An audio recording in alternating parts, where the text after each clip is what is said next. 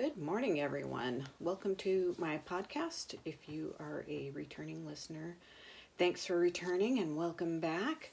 If you are new, this podcast is primarily about my knitting projects and my horsemanship journey with my two Mustangs, Odin and Braggy, whom I adopted from the Bureau of Land Management Wild Horse Adoption Program.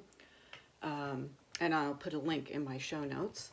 My name is Karina, and I live in the very northwest part of the United States in the Pacific Northwest, about an hour south of the Canadian border. I live here with my partner and our two kitties, and also the two horses that I mentioned. I'm drinking tea. It's still early. Look at my computer. It's, it seems early because the sun is still fairly low on the horizon, although it's almost 9. So today I thought I would talk about the state of my whips,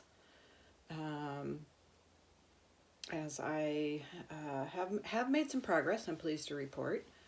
I also left my yarn cubby open, and I have two kitties, so I may need to leave and make sure they aren't eating some expensive stash.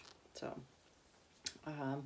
one of them really likes to murder yarn, which I unhappily found out when I was knitting the rye sweater, and the cat chewed a hole in the middle of it. So I ended up frogging the whole thing and just re-knitting it, and then learning to secure my yarn. Oh, sorry, this is a weird piece of paper that's kind of sticking out.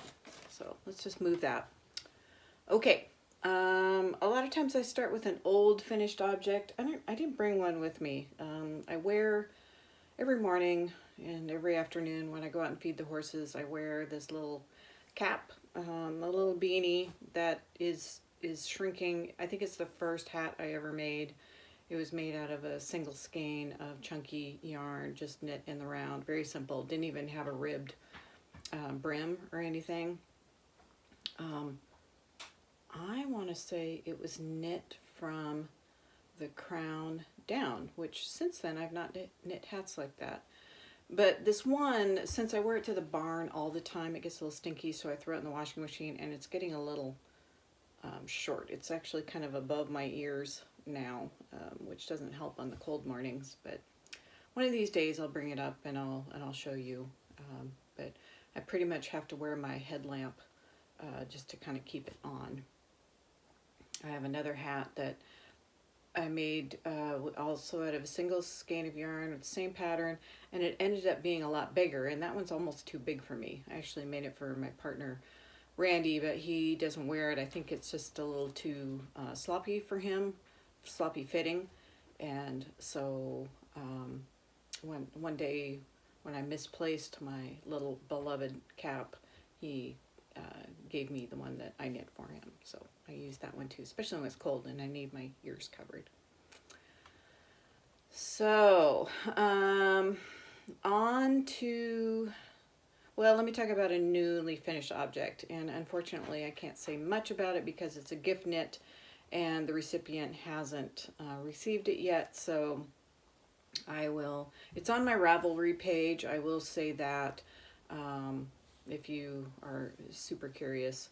I also posted it on social media because I know that the recipient doesn't follow social media, so that's handy too. So yes, one of my yarn murdering kitties is trying to dig into one of my project bags. Hopefully he will get discouraged from that soon. Anyway, my notes are on my computer behind my phone, which I'm recording on. So if I'm sorry, he's starting to bite the bag. Hey, buddy. Yeah, just leave that alone. Little stinker. The state of the whips. So, like I said, I've got one finished object. I have one that is really darn close to being finished. So, like, close enough that So this is the owl cowl. This is by, the pattern's by Kay Jones of the Bakery Bears. Let me see if I can show it. So this is, you know, the pink. This is the main color. This uses 6 minis. So here's 1 mini. This is back to the main color. Mini, main color, mini, main color, mini, main color, mini, main color. I've got 1 more mini to go, and then I assume, I haven't looked that far ahead, and then I assume I just do it the mirror of this. So another ribbing. Let me show you the mini. Hello. Oh, okay, here it is. This is the mini. So yeah, just kind of the sun's coming through the window, so I'm getting a little washed out, but it's kind of a yellow color, kind of yellowish green. So the theme was kind of, you know, the main color is this dark, you know, burnt orange. And then I use kind of these series of coral colors, I guess you could say. These are kind of in the same color family, this being the light pink, this being a salmon color, and this just a darker color in the same family, like a kind of a burgundy, I guess. And then I went with a green. So this is the darker green, the lighter green, and then this yellowish green.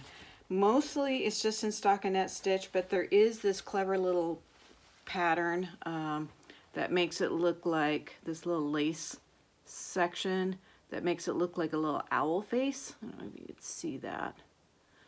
So, and that happens, you know, periodically. It's a free pattern. So it's called the owl cowl. But basically it's, you knit this little lace row, you knit a purl row, and then rows 3 through 15 are stockinette. So I might have this done by tomorrow, depending on how much knitting I get done. I will say that this week I have been able to dedicate an inordinate amount of time to knitting because I have been off all week. I'm changing jobs. My last working day at the job I had for 17 years was Friday, January 6th. And I took the following week off, so which was this last week. I start my new job on Tuesday, so I don't anticipate having nearly as much knitting time.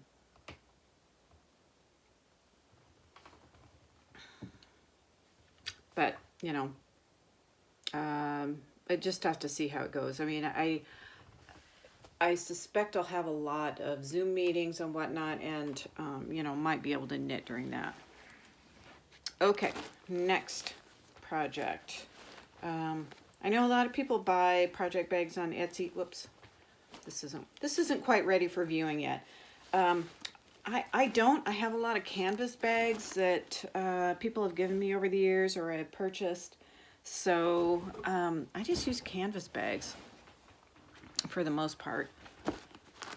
This bag, oh, this might be kind of cool. A friend of mine from graduate school gave this bag to me, and it is what do you call it? It's reactive to sunlight. So since the sun is shining, it's going to start turning kind of pink, and you might be able to see that just kind of around the sunshine edges. So it's really cool. So yeah, you can see it starting to darken up. It's starting to photo react. So I love this bag. My dog, who is no longer with us, she lived to the ripe old age of almost 15. When she was a puppy, she chewed through this strap. So it's a fond memory of my beloved dog, Jody, who passed away in August of 2020. This bag holds Love Note. The Love Note, which I know a lot of people have knit. This is a paid-for pattern if you're not familiar with it. It's a couple skeins of fingering weight yarn held with mohair. So I'm on the sleeve the first sleeve. So here it is. The darker color that you see is actually the mohair, and I honestly don't know. This seems like the back to me. So because it's a little bit longer in the back. I can't remember whether I did short rows. It almost seems like there might be, well, I'm not sure. Anyway, it's a little cropped. It comes right, I've tried it on, and it comes to right above my pants line. I don't wear high-waisted pants typically, so it's kind of a nice length for me, and it's oversized. I made this one very oversized. I think it was an overreaction from the Ghost Horses sweater that I by by Caitlin Hunter. I have struggled with that pattern immeasurably. I'll talk about that more later, but I knit the whole sweater and ended up frogging it because it was just too small, and I just didn't think I could block the bejeebers out of it to make it fit comfortably. I mean, I could have blocked it and made it more fit better, but just not quite right. So this one's oversized, which is fine. I like oversized sweaters. This yarn, this is the yarn. Here's the fingering weight skein. This is hand-dyed yarn from Skein Tipple on Whidbey Island. And here is the mohair that I have held it with. So one thing that surprised me, since I've never knit with mohair held with another type of yarn, is how much influence the mohair has. So it's turning out a lot more of the mohair color than I expected. I'm planning on knitting another one of these out of some fingering weight yarn that I have. I'm not sure I got the right kind of mohair, knowing what I know now. So we'll see. Again, this is getting pretty close to being done, so I'm excited about that.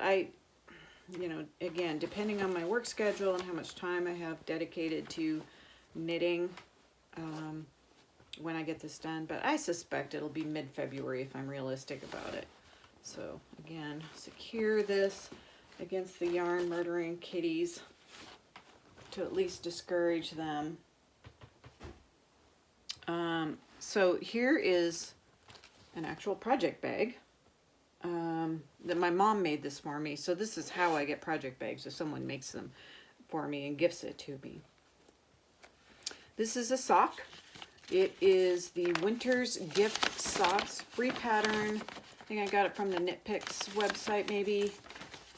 Patterns by Amy Snell. So I can see with the sun glaring.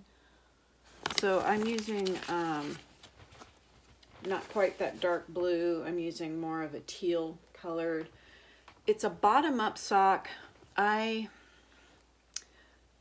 knit this sock once bottom up, and I didn't like the heel. Part of it was the way the short rows are, and I just didn't really understand how it was supposed to work, and it ended up being a very bulbous heel. And I thought, well, what I thought is that I would just rip out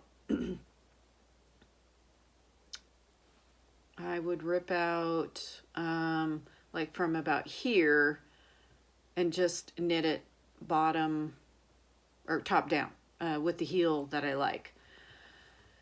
It ended up being such a pain to rip out that I just, from the direction I was trying to rip it out. So I think I was trying to, I put my needles in where I wanted to start and then rip from the bottom up, and it just would not rip from that direction. So I guess I was trying to rip the toe out and then redo the heel and foot.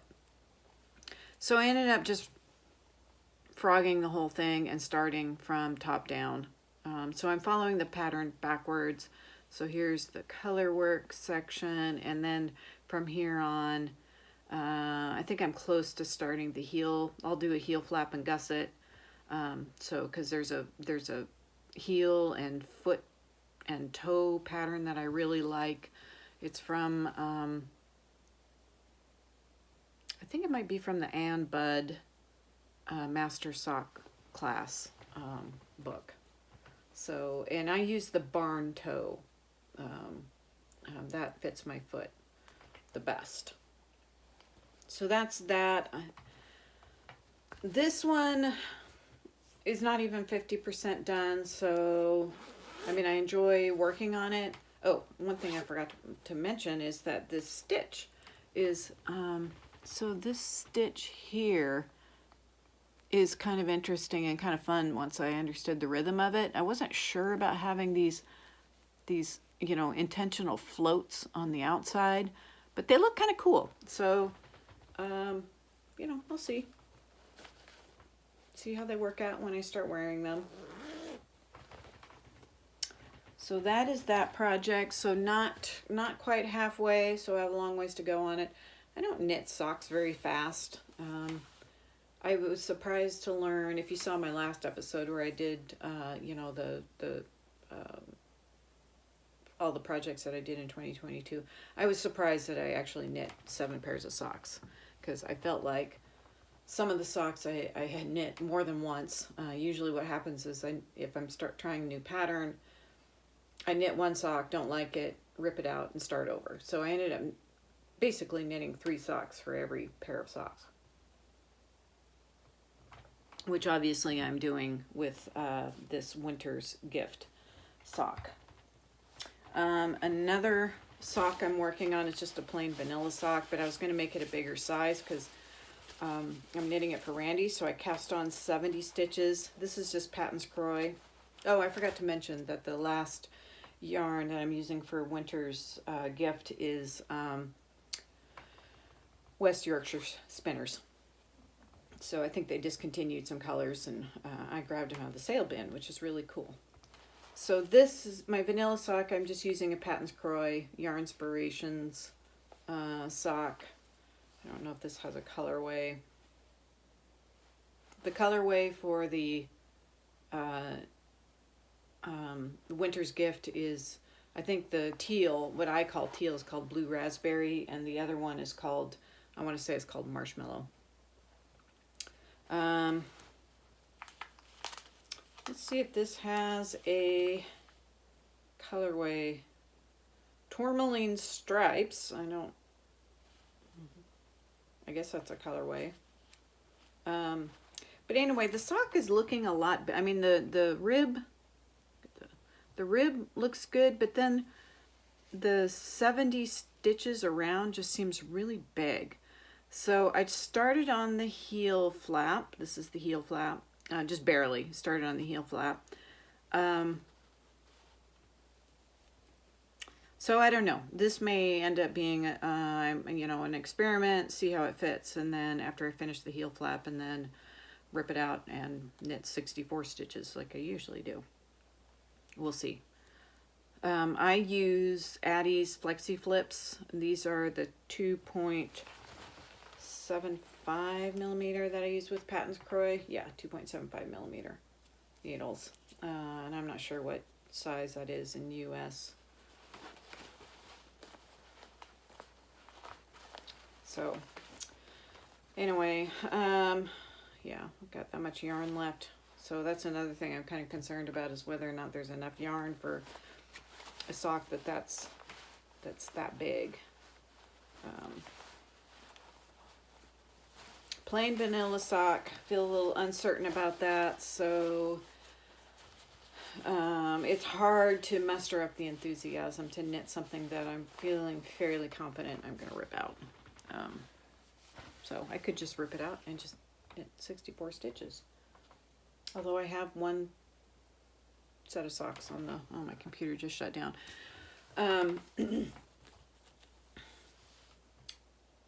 So my notes disappeared. So I already have one set of socks on the needles. I'm using a different size needle, a smaller one, you know, just more of the standard. These are US ones. They're the 2.5 millimeter, and this is what the Flexi Flips, the container that they come in. I also keep my DPNs of the same size in there, so I could technically put another sock on there, but I'm not gonna.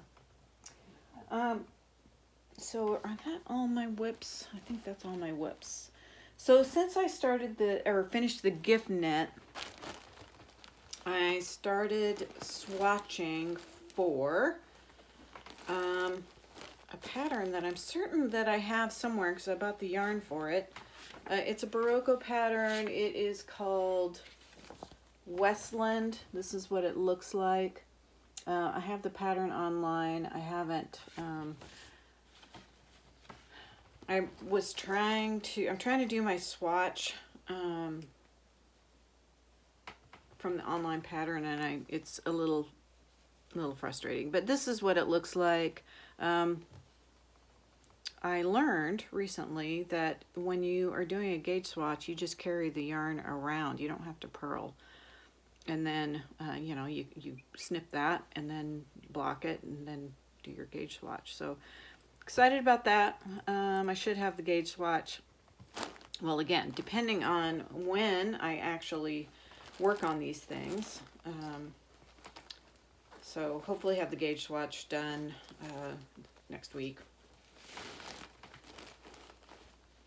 So, and really for the gauge swatch, I can just repeat the pattern that I have been doing because, you know, it's color work.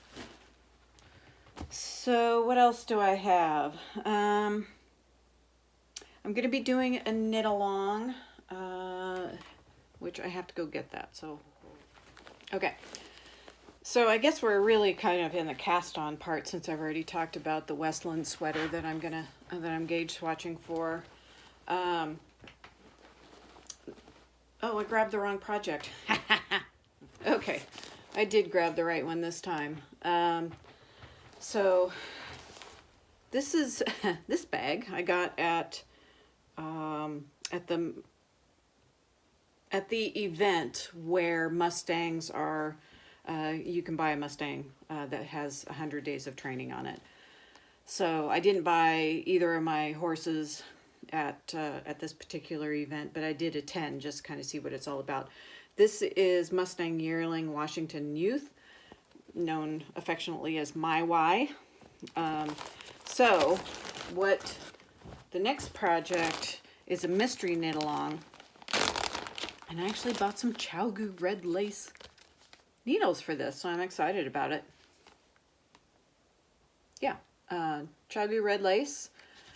40 centimeters, US 3s. So this is a knit along with the Bakery Bears. It's a mystery cowl, and it takes 10 minis. So I had this bundle of minis from Freckled Whimsy. So here's 4 of them. Then, oh, whoops, sorry. Here's 5 of them. So those are very pretty together. And then I bought, so this is leftover yarn from a hat that I made Randy. And then I bought these other minis just because they were in the sale bin and I can't help myself. So this color, this is Katya Superwash. I think it was $3.25. Herbert is trying to get into the yarn bag again. This is the same brand, sale bin. So I don't know if I can like really manage these, but I'll try. And again, Katya. Put it up here. And I got one more. I don't know that I'm going to manage this. So this one I had actually made into, I think this is one of the socks I ripped out. This was going to be the heels and toes. So it's purple. So anyway, let's see if I can get these together. I suspect that the mystery lung is going to be a cowl. So I got it all. Just because the number of skeins and the size of the needles. That's my guess. So that is going to start February 1st. We will be in Texas, sorry for the crinkling, visiting my mom and stepdad. Just go to sunny South Texas. We're celebrating Christmas there, so you can probably guess who the, you know, if you were paying attention, the finished object, the gift knit that I can't mention, you might be able to guess at least who it's for. So, so yeah, Mom, if you're watching, hope you're looking forward to this because it's pretty cool. Okay, where am I? Oh, another knit along that I just found out about is an Arne and Carlos knit along. So it's going to be a hat. If you want more information about it, go to Modern Daily Knits, MDK. Subscribe to their newsletter. And yeah, checking on the cat, make sure there's nothing bad going on. So I'm excited about it. I happen to have the type of yarn. It's the Rowan Norwegian wool yarn. The color combination they are recommending is a little bit different than what I have, but I bought a whole bunch of yarn for the Advent knitting. So 2021, no, yes, it was 2021. So it was the mini sweater knit along. Bought a whole bunch of yarn for that. I managed to knit 4 sweaters, I think, and then just, you know, got busy with other things. So my hat is going to be out of these 5 colors. Yeah, hopefully you can see that. So white, gray and blue and yellow and red. I think those will be really pretty together.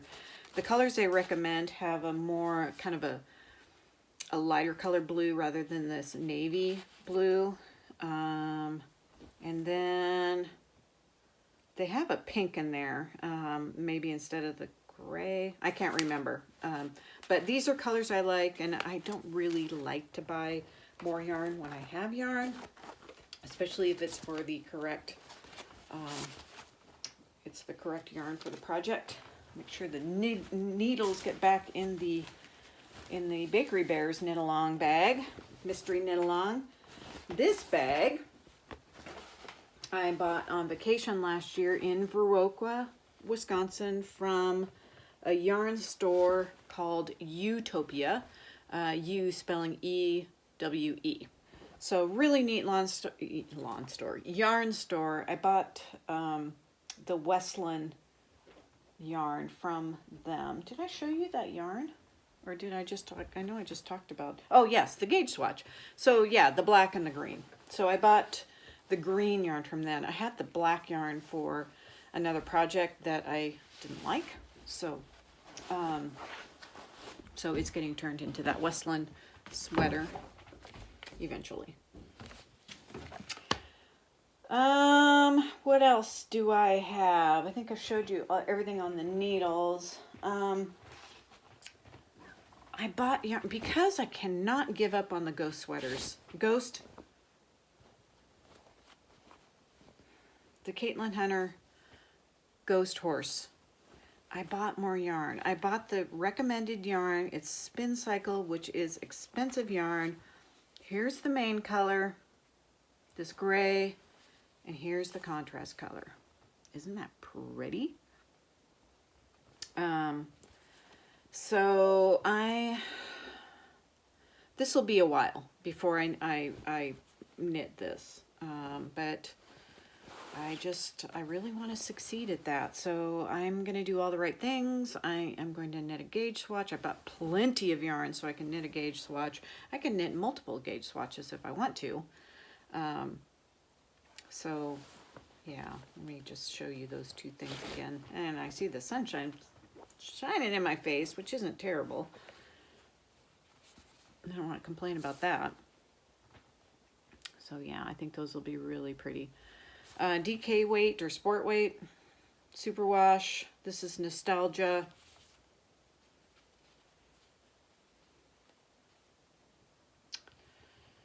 I don't see the colorway on this one. Suffice to say, it's gray. Oh, dark gray. So very descriptive. Nostalgia, yeah, very pretty. These are very much my favorite colors. Okay. I don't know when I'm going to put this on. I have a whole list of projects ahead of it. I have another Berroco sweater. It's a crossvine cabled knit sweater. It's a free pattern. I have the Sophia Loren Riverside pullover, the pattern I've had for a while, and I've had the yarn, I would say, for a year. I have another Love Note sweater that I'm thinking about doing.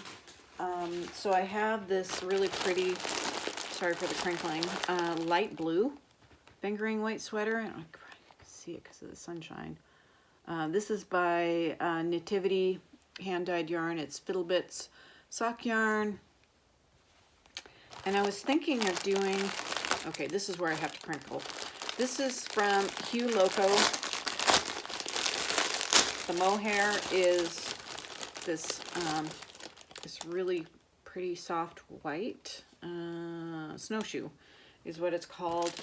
What I'm concerned about, knowing what I know now about how much the mohair influences the color, I'm afraid it's totally going to wash out the blue.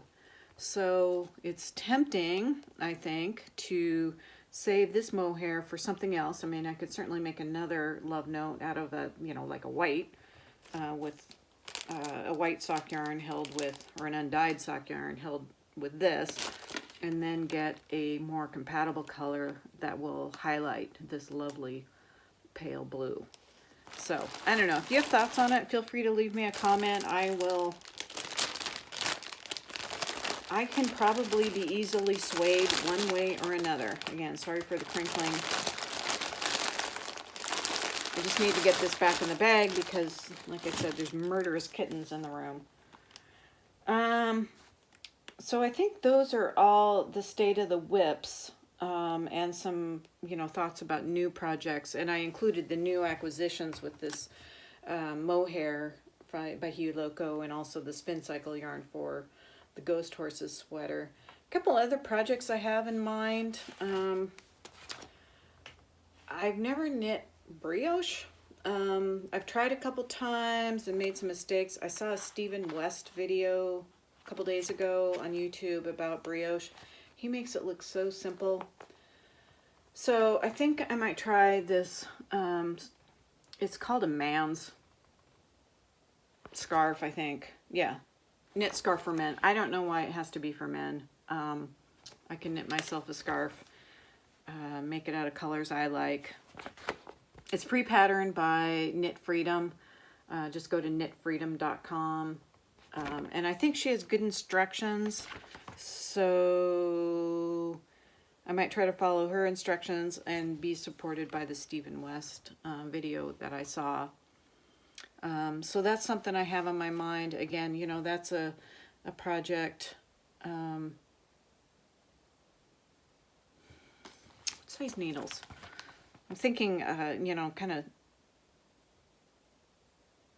needles. Okay, size 4.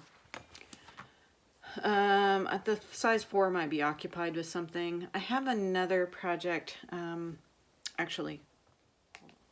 Okay, so I have another project that I want to, they're called the World's Simplest Mittens, and I first learned about these from Knit All the Yarn podcast, free pattern by tincanknits, and it has like all sizes and all types of yarn.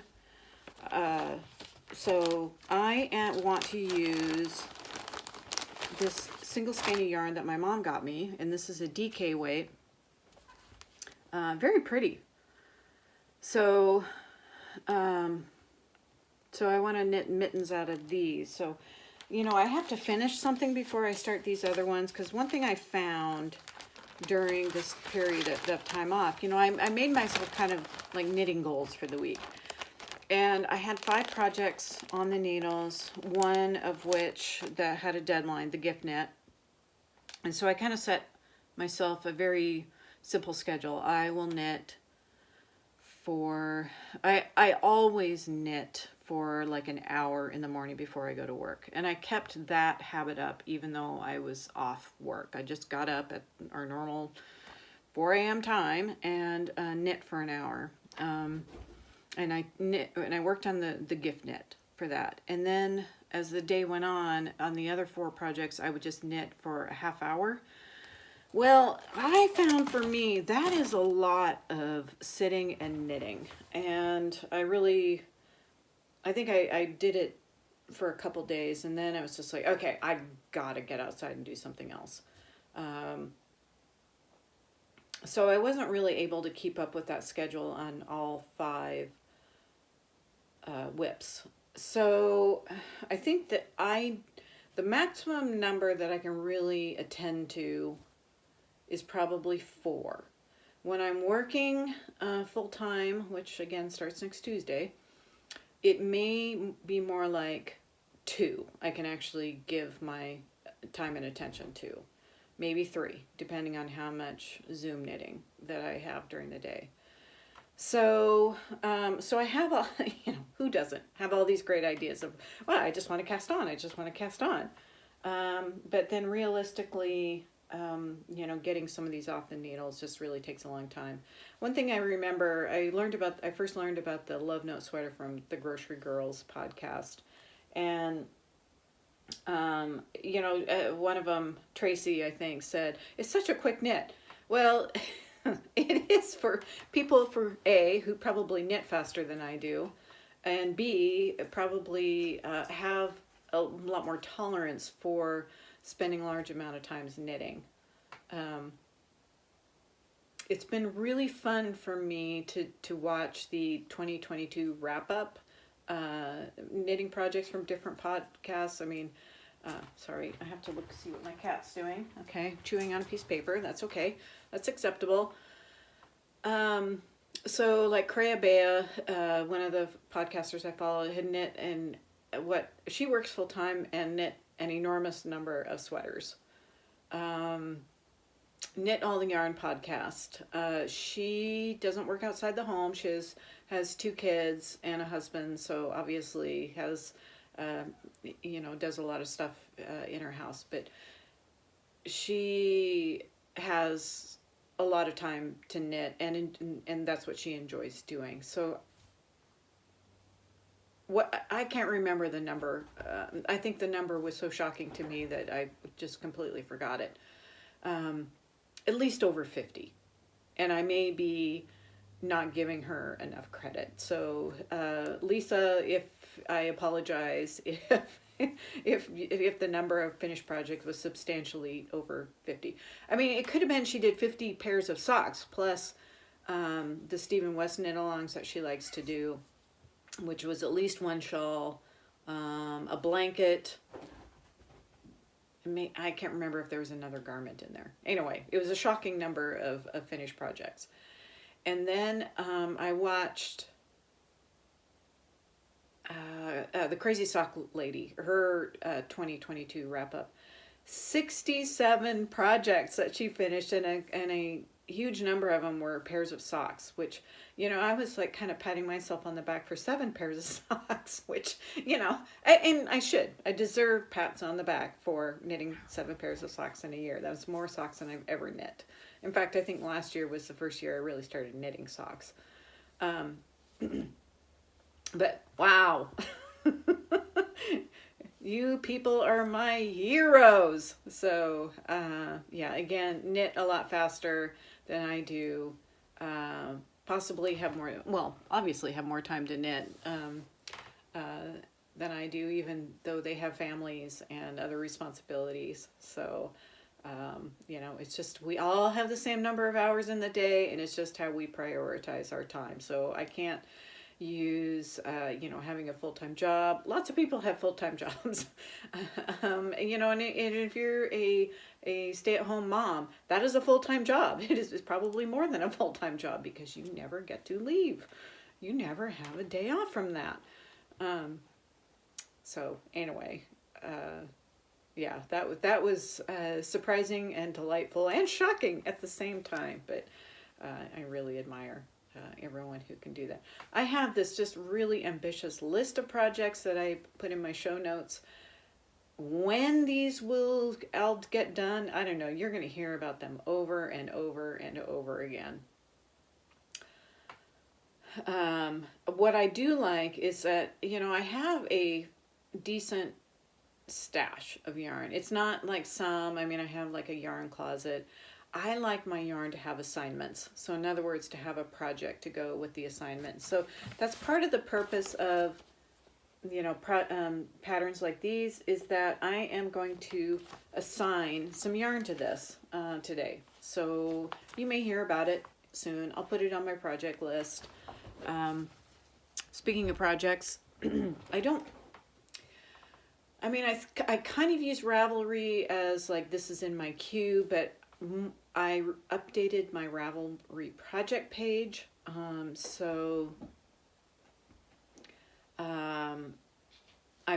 doing a much better job of at least posting pictures. I may not remember the yarn. I may not remember the needle size. Very likely I don't remember the needle size. But you know, my more current projects, I'm trying to do a better job of posting that information if there are patterns that you like. Okay, I have been going on and on and on about knitting, and the two little yarn murderers are over there wrestling. They're very cute. So I could talk about some live stuff. I mean, I talked about it a little bit in looking at my notes. Just about, you know, changing jobs coming up. Gardening. So there were a few nice days during the week, and I did some gardening. So I'm building a German mound garden called Hugelkultur. And basically what we have is a pile of debris in a sunny spot in our yard. And I have been eyeballing that for a garden spot for a while. And then I ran across this article that I will post a link in my show notes about how there's this German tradition of building, you know, taking these piles of debris. I think they have actually like piles of logs, and piling soil over it. Well, since I have 2 horses, I have composted manure, because I pile manure and then put and keep black plastic over it so it composts very nicely. I have a 2-year-old pile that I am piling, building this German style mound garden. Let me look at the word again. Hugelkultur. Kultur. So I was doing that. I started looking at a flower bed and putting some of that composted manure there. I have been following Callie Kim on YouTube, CALIKIM, for growing your own groceries. Very interested in vegetable gardens, especially container gardens. Where's the book? Here it is. Organic Gardening for Everyone. She has some very good resources for growing an indoor garden. So I started getting set up for that. I am also using this Grow Veg. This is another resource that I use, and also a YouTube channel I follow. Very good information about container gardening, and I just spilled a bunch of stuff out of my bookshelf. And then the seed catalog. Oh my gosh. This is the whole seed company. This actual book cost me like $14 or $15, but oh boy, did I order some seeds. Let me just show you the order form here. So I ordered it online, but this is the list. Oh my gosh. Where am I going to plant those? Do I have enough containers? Because I don't really have a garden bed per se right now. So I have a lot of containers, and I think a lot of these are adapted to containers. So it could be that I'm going to grow 1 or 2 plants of every single thing. I also have the Burpee. Where'd it go? Burpee seeds. I ordered a few things from them as well. Okay, here's the other seed catalog. This is the same, the Baker Creek. So that's the same as the big catalog I just showed you. not, this is just pretty, lots of flowers. So I grow nasturtiums for edible flowers. There's also vegetables in here. So I'll keep you updated on that. It's only January. What I did grow, we have this ancient like mushroom spore kit. Somebody gave it to me a long time ago. Well, the Grow Veg book has a section on how to grow those in containers. Grow mushrooms in a flower pot. So this is the idea. Our spore kit, these are oyster mushrooms here in the picture. My spore kit happens to be shiitakes. We'll see how they go. I mean, like I said, we've had them for a long time, so it could be more of a burial than a planting. So we'll find out.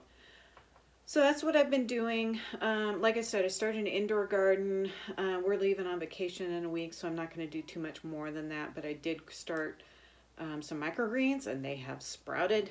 Sunshine, hello. So hopefully we'll get a harvest of those before we go. I also started some, I should probably film some pictures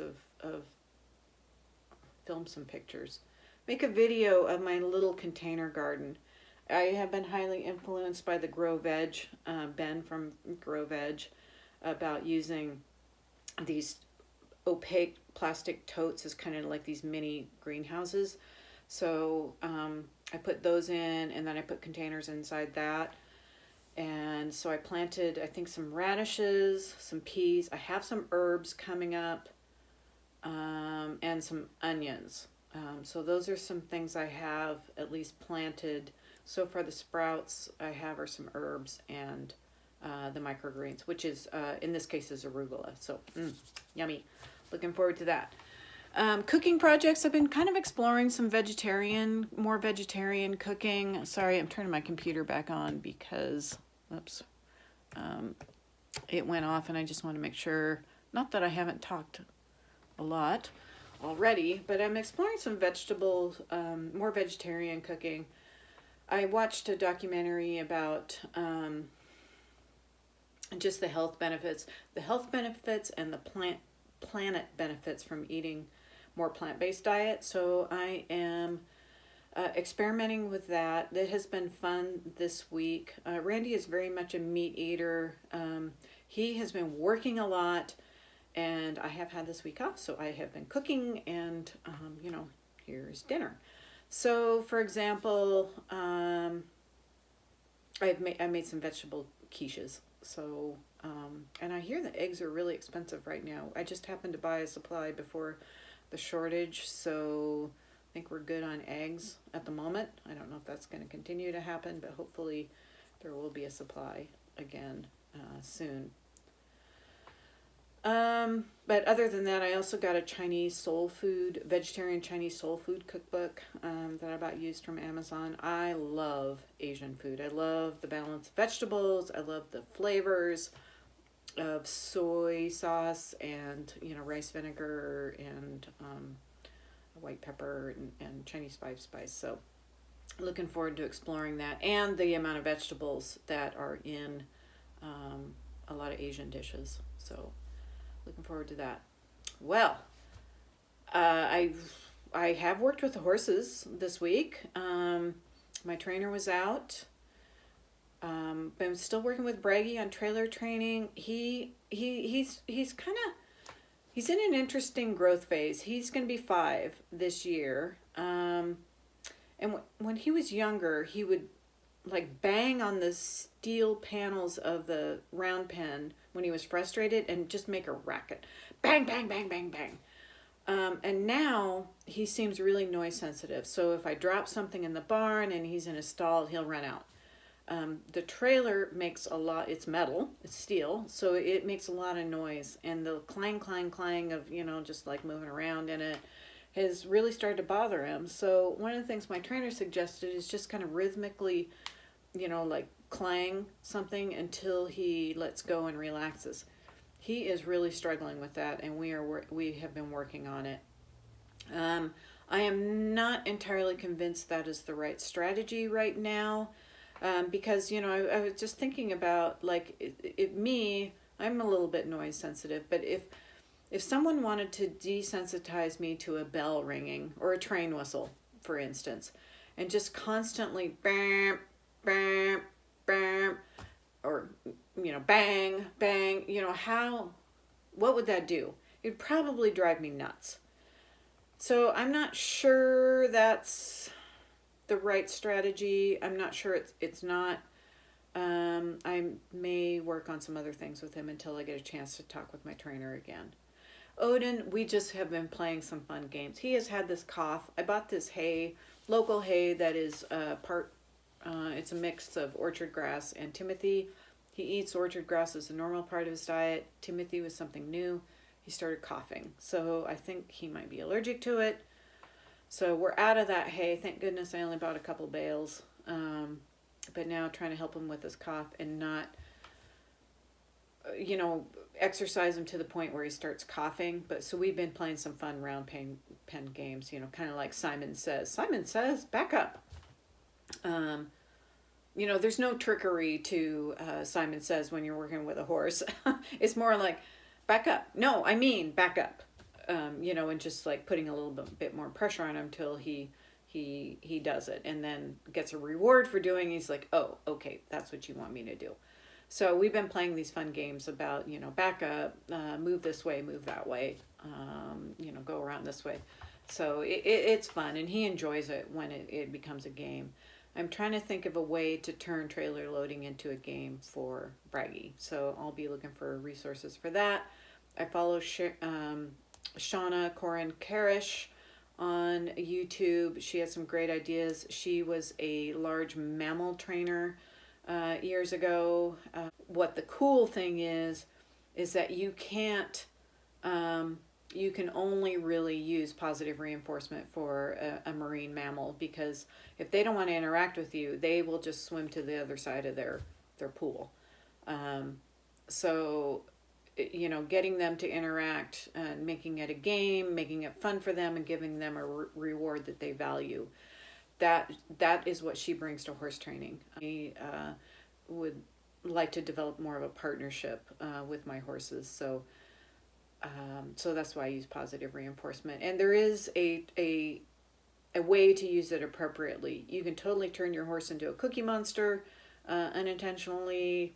And I have a tendency to do that, so my trainer is helping me just kind of draw some boundaries, which is very good. Okay, this has been a very long podcast. If you're still here, thank you. I am going to go this afternoon. I am going to go to volunteer at the Pony Club at Warm Beach Christian Camp at their horsemanship program. So the session is just starting up. So it's an unmounted lesson. So I'm looking forward to that. Take care and bye.